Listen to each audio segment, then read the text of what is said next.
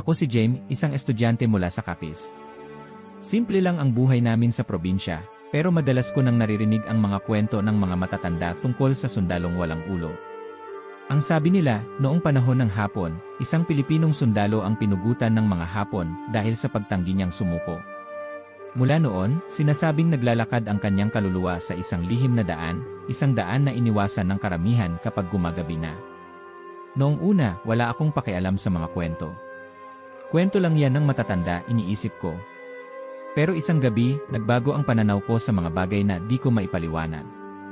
Tandang-tanda ko ang gabing iyon.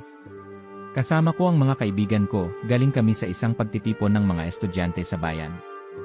Nagkayayaan na umuwi ng gabi dahil kinabukasan ay may pasok pa. Sa kagustuhan naming makauwi agad, napagdesisyonan naming daanan ang tinatawag na shortcut. Ito ang daang sinasabi ng mga matatanda na iniiwasan kapag mag-aalas 7 na ng gabi. Pero, gaya ng maraming kabataan, hindi kami naniniwala sa mga alamat. Habang tinatahak namin ang makitid na daan, napansin kong nag-iba ang simoy ng hangin. Mula sa malamig at preskong hangin ng gabi, biglang uminit, parang may mabigat na presensya sa paligid. Walang gustong magsalita, pero ramdam kong may nararamdaman din ang mga kasama ko. Maya-maya, narinig namin ang mahihinang yabag mula sa likuran. Tumingin ako, pero wala akong makita. Madilim ang paligid, at tanging mga post ng ilaw mula sa malayo ang nagbibigay liwanag. Nang halos makarating kami sa bahagi ng daan malapit sa ilog, doon ko siya nakita. Sa gilid ng daan, may isang lalaking nakaunipormeng militar, nakatayo sa gitna ng mga puno. Hindi ko agad napansin na wala siyang ulo. Sa una, inisip kong baka lasing lang siya o napagtripan ng mga batang gala. Pero nang tumapat kami sa kanya, bumagal ang mga yabag namin. Mas naging maliwanag ang anyo niya sa ilalim ng liwanag ng buwan. At doon ko napansin wala siyang ulo. Nang makita ko yon, parang tumigil ang oras. Hindi ako makagalaw, hindi makapagsalita. Tahimik lang siyang nakatayo, parang naghihintay, ngunit ang pinaka nakakatakot ay ang pakiramdam na alam niyang naroon kami. Nang magsimula siyang gumalaw, mabagal at tila naglalakad papunta sa amin, wala na kaming nagawa kundi ang tumakbo. Mabilis kaming kumaripas ng takbo papalayo, ngunit naririnig ko pa rin ang mabibigat na yabag na tila sumusunod sa amin.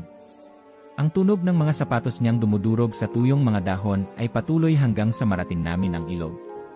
Sa takot ko, hindi ko na alam kung paano ko narating iyon. Pagdating namin sa tulay ng ilog, napahinto kami, hinihingal. Ang buong paligid ay napakatahimik. Nang napilitan akong lumingon, wala na ang sundalo.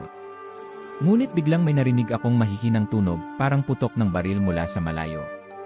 Sunod, may mahina akong narinig na boses na tila humihingi ng tulong. Nagdulot ito ng mas matinding kaba sa puso ko.